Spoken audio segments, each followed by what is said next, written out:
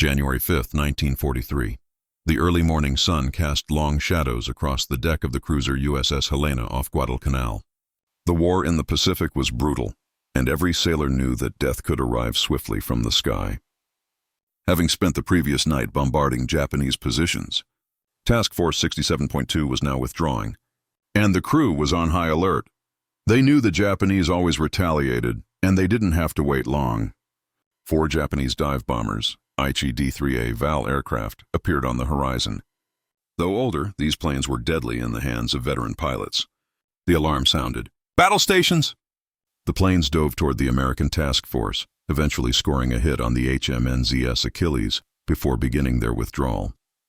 As the Japanese pilots climbed away, believing they had escaped the range of the American guns, the Helena's 5-inch 38 caliber guns opened fire. It wasn't the desperate barrage naval doctrine demanded. Just a few shells streaked toward the distant aircraft, now over 4 miles away. Then, something extraordinary occurred. The shells exploded near the planes without actually hitting them. One bomber instantly erupted in flames and tumbled into the ocean. A second followed moments later. The gun crew stared in disbelief. They had just witnessed something impossible by all previous standards of naval warfare. They had shot down enemy aircraft at extreme range without scoring a direct hit. The secret? The shells had detonated automatically when they came close enough to the targets. No timing calculations, no frantic adjustments to fuse settings, no guesswork about altitude and speed. The weapon simply knew when to explode. Commander W.S. Parsons, who documented the engagement, noted, "These were not lucky shots. These were precision kills achieved by a weapon that detected its own proximity to the target and detonated at exactly the right moment to maximize damage." What those sailors had just used was a secret so closely guarded that it ranked second only to the atomic bomb, project and security classification. This revolutionary device, 3 to 4 times more effective than conventional ammunition, was the proximity fuse. Yet despite its incredible potential to save American lives, the highest levels of military command would refuse to authorize its widespread use for nearly 2 years. This is the story of the proximity fuse, the secret weapon the Navy initially kept to itself. The innovation Pentagon officials deemed too dangerous to deploy on land, and the device that would ultimately help win World War II. The mathematical nightmare of anti-aircraft fire. To understand why military leaders restricted such a powerful weapon, we must first understand what made it so extraordinary. Before 1943, shooting down an aircraft with anti-aircraft artillery was an exercise in mathematical frustration and deadly futility. The problem was simple to state, but seemingly impossible to solve. The sky is enormous. Aircraft are small, fast, and move in 3 dimensions, while artillery shells follow a fixed, unalterable ballistic path. Traditional anti-aircraft relied on 2 faulty fuses, contact fuses. These required a direct hit on a fast-moving object several miles away. The probability of success was vanishingly small. Time fuses. These required gun crews to calculate the exact moment the shell would be nearest the aircraft, accounting for speed, altitude, wind, trajectory, and more. An error of even a fraction of a second meant the shell exploded harmlessly in empty air. The statistics from the early war years were grim and demoralizing. At the start of the war, some estimates suggested it took 20,000 to 100,000 rounds of anti-aircraft ammunition to shoot down a single enemy aircraft. Even the most optimistic assessments required at least 2,500 rounds per kill. Ships returned to port with their magazines empty, yet enemy aircraft still dominated the skies. The cost of this inefficiency was paid in blood and steel. Japanese dive bombers and torpedo planes ravaged American forces. Sailors died in flaming vessels, and supply ships carrying vital goods sank before reaching their destinations. The course of entire campaigns hung in the balance because Allied forces could not reliably defend against determined air attack. The impossible technical challenge scientists across all nations knew the solution was a proximity fuse, a shell that could detect its target and detonate automatically. The British had begun research, and the Germans initiated up to 50 programs, recognizing the transformative potential. But knowing the potential and creating a functional weapon were entirely different challenges. The technical obstacles seemed insurmountable with 1940s technology. Miniaturization. The entire miniature radar system had to fit inside an artillery shell only 5 inches in diameter. Brutal stress. The components needed to survive acceleration forces of 20,000 times gravity when fired from a naval gun, and centrifugal forces from the shell spinning at 25,000 revolutions per minute. Vacuum tubes. The basic building blocks of electronics, delicate glass vacuum tubes, shattered under far less stress. Early tests recovered only glass powder and twisted wire. Power. A battery powerful enough to run a radar system was far too large to fit in the nose of a shell. The German programs, despite intense research, were tragically halted in 1940 by Hitler, who demanded all focus be on projects ready for production within 6 months. This decision, driven by overconfidence, proved catastrophic. The Germans never fielded a single operational proximity fuse.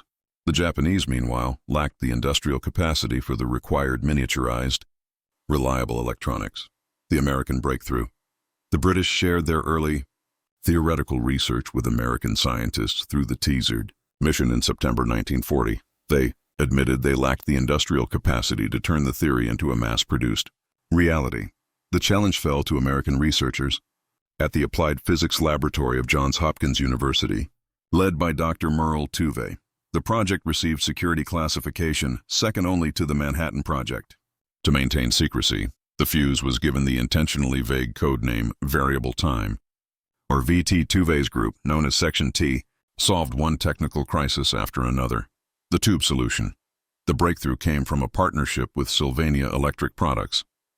They developed special miniaturized tubes with reinforced glass, multiple support structures, and shock-resistant internal components. They even added specific gas mixtures to prevent arcing. The battery solution. The solution was ingenious. Engineers created a tiny glass ampule containing a liquid electrolyte. When the gun fired, the massive acceleration shattered the glass, and centrifugal force drove the liquid outward to contact metal plates, instantly generating electrical current. The battery literally activated itself through the very forces that threatened to destroy it. The radar system itself required components the size of an ice cream cone, sharing a tiny pencil-sized antenna. Section T engineers developed an ingenious autodyne detector circuit that could sense minute changes in signal strength as the shell approached its target. When the reflected signal crossed a specific threshold, the firing circuit triggered detonation. Safety was paramount. The fuse had to ignore waves, rain, and stationary targets. It incorporated sophisticated circuits and a complex arming sequence. The battery wouldn't activate until the glass shattered, and the radio transmitter wouldn't power up until the shell reached the correct rotational speed. Multiple independent systems had to align perfectly. The first successful live-fire test came on August 12, 1942, aboard the USS Cleveland. The results were unbelievable. Gunners shot down 3 radio-controlled drones with just 4 bursts. The test was so successful that the Navy canceled the planned second day of testing and immediately ordered mass production. By the end of 1942, the first operational Mark 32 VT fuses reached Pearl Harbor under heavy guard. The Navy's security protocols were unprecedented. VT fused shells could only be fired over deep water, over 100 fathoms.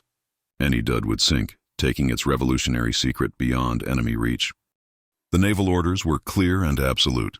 Never use the fuses where they might fall on land or in shallow water. The penalty for violation was severe, including potential court-martial. The technology was simply too valuable to risk capture. In early January 1943, the USS Helena put the new fuses to their first real combat test. The results were better than anyone imagined.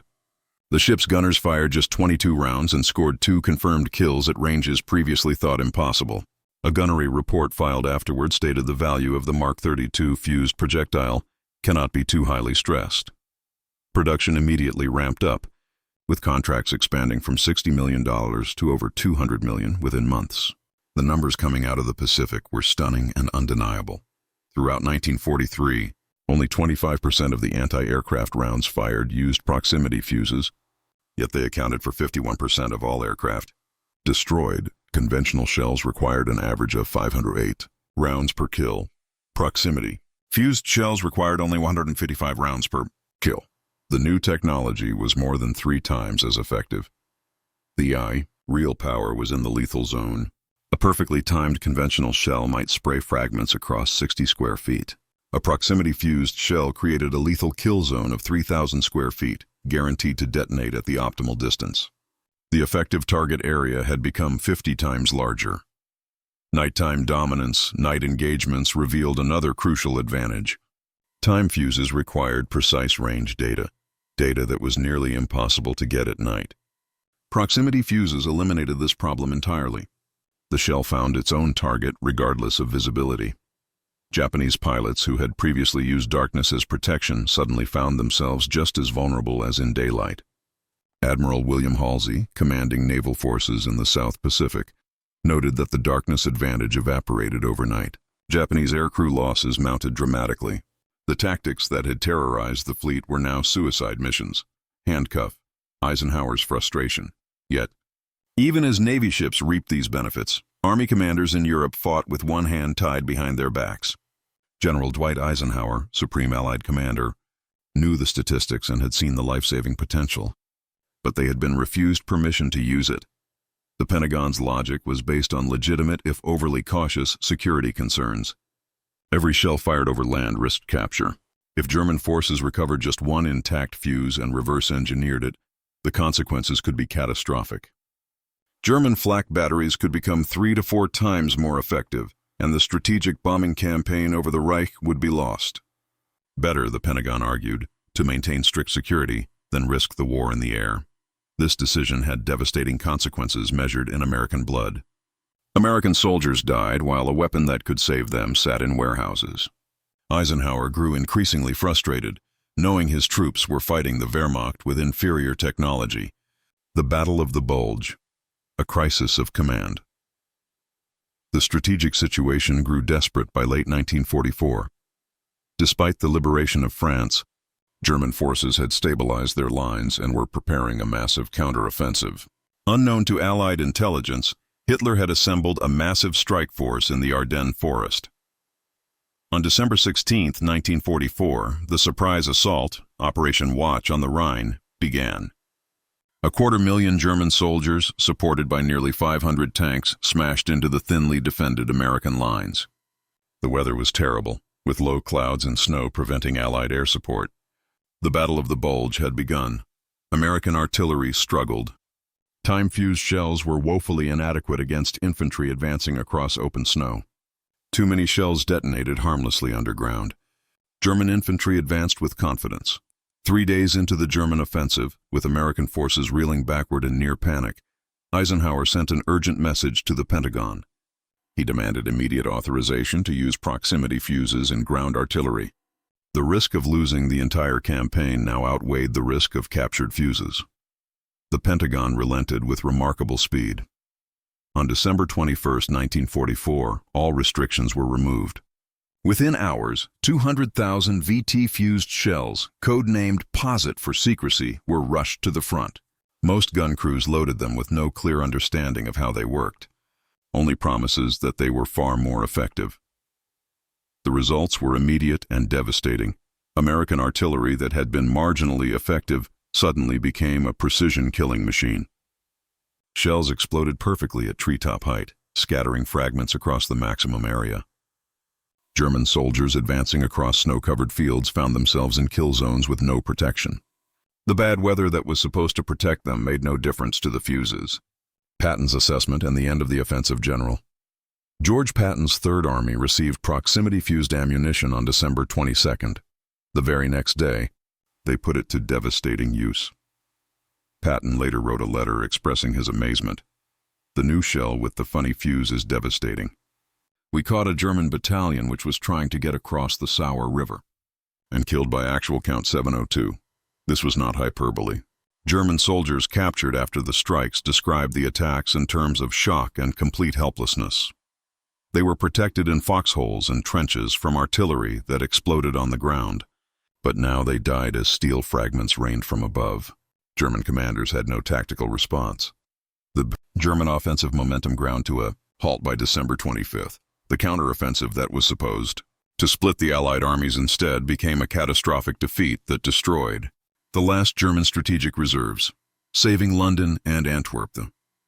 Proximity fuse immediately had other critical applications. Antwerp. The vital supply port was being targeted by German V-1 flying bombs. When anti-aircraft batteries defending the port were equipped with proximity fuses, the defense became an impenetrable barrier. In one 24-hour period, 48 of the first 75 V-1s were destroyed, with the success rate climbing to nearly 80%. London. The British capital had suffered terribly under the V-1s. American proximity fuses were rushed to Britain, transforming the defensive capability almost overnight. By late August 1944, gun batteries equipped with VT fuses were destroying 79% of all incoming V-1s. The kamikaze challenge in the Pacific, the fuse's importance grew even greater as Japanese tactics evolved into organized kamikaze attacks. These units used aircraft as guided missiles, piloted by men who accepted death as the mission's starting point. Naval commanders immediately recognized that proximity fuses would be critical against this new, terrifying threat. Emergency orders went out to equip every ship possible with VT ammunition. Proximity fuses proved uniquely effective against kamikazes for one clear reason. The suicidal nature of the attacks meant Japanese pilots flew predictable, straight-line trajectories directly toward their targets. This predictability played directly to the fuse's strengths. 5-inch guns firing VT ammunition required only 310 rounds per kill against kamikazes, compared to 624 against conventional attacks. The Battle of Okinawa from April to June 1945 became the ultimate test, with nearly 2,000 kamikaze sorties attacking the Allied fleet. American naval forces suffered the highest casualties of any Pacific campaign, but without proximity fuses, the losses would have been catastrophic rather than severe. Post-war analysis concluded definitively that proximity-fused shells were 3 to 4 times as effective as time-fused ammunition. The proximity fuse was not just a weapon, it was a fundamental shift in the mathematics of war. Against kamikaze attacks specifically, the advantage was even more pronounced, with some engagements showing 5 to 10 times greater effectiveness. The proximity fuse also provided a psychological advantage that's harder to measure, but no less real. Japanese pilots facing that intense fire knew that even near misses could be lethal. The sky was suddenly filled with airburst explosions that seemed to track their movements with uncanny robotic accuracy. In Europe, German soldiers learned to fear American artillery in a way they hadn't before. The shells found targets that conventional ammunition missed. They exploded at the precise height needed, regardless of weather or terrain. There was simply no safe place, no reliable protection, and no tactical counter. The proximity fuse also validated a revolutionary model of military research and development that would shape American defense policy for decades. The project demonstrated that civilian scientists, given adequate resources and clear objectives, could solve seemingly impossible technical challenges. This collaboration between academic researchers at Johns Hopkins, industrial manufacturers like Crosley and Sylvania, and military planners produced a war-winning weapon in under 3 years. The industrial juggernaut, the industrial achievement was as impressive as the technical innovation. At the program's peak in early 1945, over 110 factories operated by 87 different companies participated in fuse production, employing over 100,000 workers. Most of them had no idea what they were building. The production story began modestly at the Crosley Corporation, which converted its radio and refrigerator factory into a fuse production powerhouse. Security was extraordinary: color-coded badges, censored mail, and absolute secrecy. Workers thought they were making improved radio tubes. By April 1945, Crosley alone was producing 6,500 fuses every 24 hours. Other giants contributed. RCA used its radio expertise to develop techniques that reduced production time by 30%. Eastman Kodak solved problems with precision optics and plastic components. General Electric manufactured tiny, highly precise tungsten filaments in a converted factory that had previously manufactured Christmas tree lights. But Sylvania Electric Products became the backbone of tube production. Its Massachusetts plant employed 10,000 workers, operating continuously and consuming enough electricity to power a small city.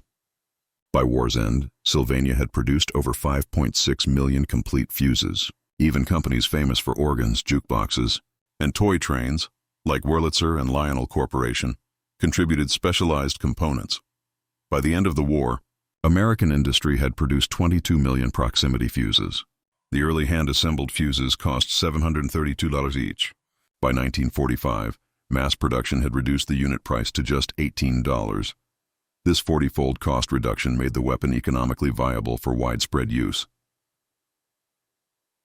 The secret that held the secrecy surrounding the proximity fuse held remarkably well. Despite millions of fuses being fired, the Axis powers never successfully reverse-engineered the technology. When German engineers captured Dud shells in late 1944, they simply couldn't believe the fuses worked as advertised.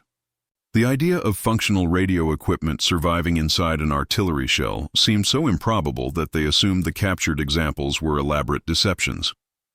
The Japanese faced similar, but even more insurmountable barriers. Even with captured examples, the industrial gap meant their electronics industry lacked the capability to replicate the extreme miniaturization required. Legacy. A blueprint for victory secretary of the Navy, James Forrestal, stated that the fuse helped blaze the trail to Japan. General Dwight Eisenhower wrote in his memoirs that if the Germans had perfected and used proximity fuses 6 months earlier than the Allies, the invasion of Europe would have proven exceedingly difficult, perhaps impossible. These were not casual observations.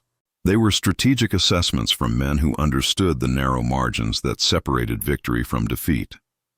The decision to maintain the embargo while American soldiers died was a failure of strategic judgment, prioritizing theoretical future threats over immediate casualties. Only when the military situation became desperate during the Battle of the Bulge did leadership approve what should have been authorized months earlier. The proximity fuse represented more than a weapons advancement. It marked a fundamental shift in how military technology could be developed and deployed. It proved that electronics and automation could transform conventional weapons, and that a small technological advantage, properly exploited, could determine the outcome of entire campaigns. The legacy of the proximity fuse is everywhere today. Every modern anti-aircraft missile uses proximity fusing. The Patriot missiles that defended against Scud attacks in the Gulf War and modern naval close-in weapon systems are direct descendants of the Mark 32. The model of university, industry, and government collaboration established by this project became the template for American technological development throughout the Cold War. Most importantly, the proximity fuse saved countless lives. Naval historians estimate that without it, American casualties in the Pacific would have been 30 to 50% higher. The Battle of the Bulge might have succeeded in splitting Allied armies. The war might have continued into 1946. The proximity fuse stands as proof that sometimes the most important victories come not from courage alone, but from the marriage of scientific innovation and industrial might. 22 million tiny radars, each no larger than an ice cream cone, helped win the largest war in human history.